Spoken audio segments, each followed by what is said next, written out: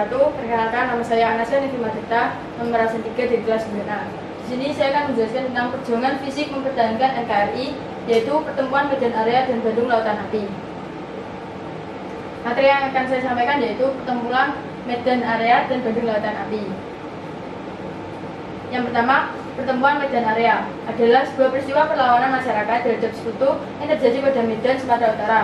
Pada 9 Oktober 1945, di bawah pimpinan T.E.D. Kelly, pendaratan tentara sekutu atau Inggris ini diikuti oleh pasukan sekutu dan Nika yang dipersiapkan untuk mengambil alih pemerintahan. Kedatangan tentara sekutu dan Nika ternyata memancing banyak sekali insiden terjadi di hotel yang terletak pada Jalan Bali, Kota Medan, Sumatera Utara pada tanggal 13 Oktober 1945. Saat itu, seorang penghuni merampas dan menginjak rencana merah putih yang digunakan pemuda Indonesia. Hal ini mengundang kemarahan pemuda Indonesia. Barisan pemuda dan TKR bertempur melawan sekutu dan Nica dalam upaya merebut dan merogoh alih gedung-gedung pemerintahan menurut tantangan Jepang. Inggris mengeluarkan ultimatum kepada bangsa Indonesia supaya menyerahkan senjata pada sekutu. Ultimatum ini tidak pernah dihiraukan. Pada tanggal 1 Desember 1945, sekutu memasang papan yang tertuliskan Fix Boundaries Medan Area atau batas resmi wilayah Medan di berbagai pinggiran Medan. Tindakan sekutu itu merupakan tantangan bagi para pemuda. Pada tanggal 10 Desember 1945, sekutu dan Nika melancarkan serangan besar-besaran terhadap kota Medan. Serangan ini menimbulkan banyak poli korban di kedua belah pihak. Pada bulan April 1946, sekutu berhasil menduduki kota Medan. Untuk sementara waktu, pusat perjuangan masyarakat Medan kemudian dipindahkan ke Siantar. Sementara itu, perlawanan para laskar pemuda dipindahkan keluar kota Medan. Perlawanan terhadap sekutu semakin sengit dalam 10 Agustus 1946 di tebing tinggi. Kemudian, para komandan pasukan yang berjuang di Medan Area bertemu dan memutuskan membentuk satu komando yang bernama Komando Resimen Laskar Rakyat untuk memperkuat perlawanan di kota Medan. Setelah pertemuan para komando itu, pada tanggal 19 Agustus 1946 di Kabanjahe telah terbentuk Barisan Pemuda Indonesia atau BPI dan berganti nama menjadi Komando Resimen Laskar Rakyat Cabang Tanah Karo, dipimpin oleh Matang Sitepu sebagai ketua umum dan dibantu oleh Tama Ginting, Payung Bangun, Slamet Ginting, Rakuta Simbiring, RM Pandia dari NV Mas Persada Korban Karo-Karo, dan Keterangan Sebaya. Dalam barisan Laskar Rakyat ini, semua potensi pemimpin pemuda dengan barisan Laskar Rakyat ini, semua potensi pemimpin pemuda dengan barisan-barisan perjuangannya digabung dalam Barisan Pemuda Indonesia, termasuk bekas Bigun atau Yoyo seperti Ceng Ginting, Nalang Simbiring, dan Bom Ginting. Sedangkan yang berasal dari Talapeta, Payung Bangun, Gendil Bangun, dan lain-lain. Sedangkan yang berasal dari NV Mas Persada, Koran Karo-Karo, yang berasal dari Pusira Medan, Slamet Ginting, Rakuta Simbiring, dan lain-lain. Demikian pula dari potensi pemuda lain seperti Tama Ginting, Matang Sitepu. Dalam proses sejarah selanjutnya, Komando Laskar Rakyat kemudian berubah menjadi BKR, yang merupakan tentara resmi pemerintah, di mana Jamil Ginting ditetapkan sebagai komando pasukan tentara bersama Nelang Simbiring dan Bom Ginting dan anggota lain seperti Slamet Ginting, Naud Bangun, Rimrin Ginting, Kapitan Purba, Tampak Sebayang, dan lain-lain. Pada umumnya, yang menjadi anggota BKR adalah bekas anggota Bigun atau Weiho dan barisan-barisan bentukan Jepang.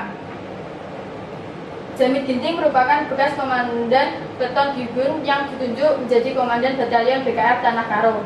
Untuk melanjutkan perjuangan di Medan, maka pada bulan Agustus 1946 dibentuk Komando Resimen Laskar Rakyat Medan Area. Komando Resimen ini terus mengadakan serangan terhadap sekutu di wilayah Medan. Hampir di seluruh wilayah Sumatera terjadi perlawanan rakyat terhadap Jepang, sekutu, dan Belanda. Pertempuran itu terjadi di daerah lain juga, antara lain Berestagi, Padang, Bukit Tinggi, dan Aceh.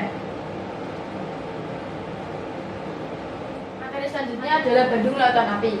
Bandung Lautan Api adalah suatu peristiwa kebakaran besar yang terjadi di kota Bandung, Jawa Barat pada tanggal 24 Maret 1946. Sekitar 200.000 penduduk Bandung membakar rumah mereka dalam waktu 7 jam dan meninggalkan kota menuju selatan Bandung.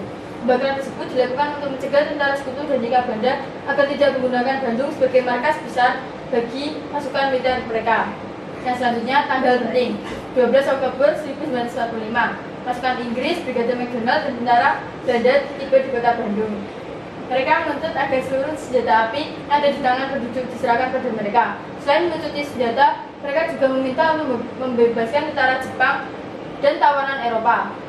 Selanjutnya, 21 November 1945.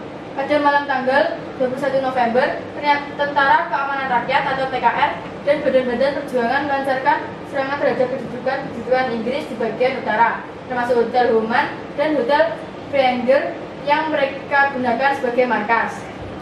Selanjutnya, 24 Oktober 1945, Kolonel McDonald menyampaikan ultimatum kepada Gubernur Jawa Barat agar Bandung Utara dikosongkan oleh penduduk Indonesia, termasuk pasukan bersenjata. 25 November 1945, kemudian dilakukan perundingan antara Republik Indonesia dengan Sekutu pada 25 November. Hasilnya membagi kota Bandung menjadi dua wilayah dengan batas jalan kereta api. Wilayah utara menjadi wilayah kekuasaan Sekutu dan wilayah selatan adalah kekuasaan Indonesia. Sekutu meminta rakyat yang masih berada di bagian utara untuk pergi.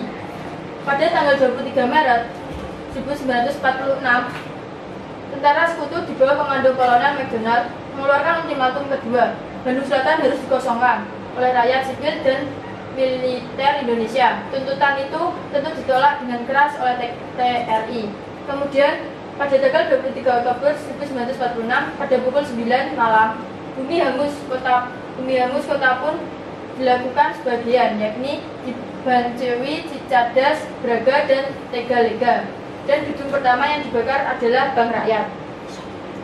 Pada 24 Maret 1946, eksekusi menghanguskan Bandung dilakukan pada dini hari 24 Maret 1946. Dengan terbakarnya kota Bandung, maka Sekutu tidak bisa memakai Bandung sebagai markasnya. Serangan dan aksi pembakaran dilakukan oleh pejuang yang berjumlah 200.000 orang dalam waktu 7 jam saja.